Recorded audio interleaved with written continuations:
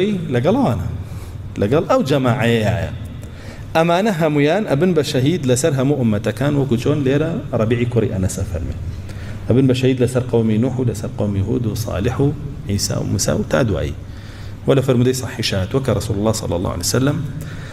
أفرمي الله جل جلاله نوح قومك بانك لرجل قيامته على أي نوح بيامك من بيجاند النوح أفرمي بلا بيامك توم بيجاند نفرمي قومك نوح بيامك من بيجاند لنا ولا نيجاندو نوح على جاندو ما يبروردگارم على شهادتك على محمد صلى الله عليه وسلم لقال أمتك أفرمي بانگ معنا كان شاهدية دين بو نوح چونك لكتابك إخوة معنا كقرآن خندو معنا تو زانين ك أو بيامك جاندو أو أوان بو قبول يعني كردو أبو شيوا تو لسر حق بي لقيامتي شا عدل بيو شاهدي دخوة لسر حق بي بس لسر بطالبي نقل قيامتها للدنيا شاتو شاهدين أخو عدل نيت لسر بطالي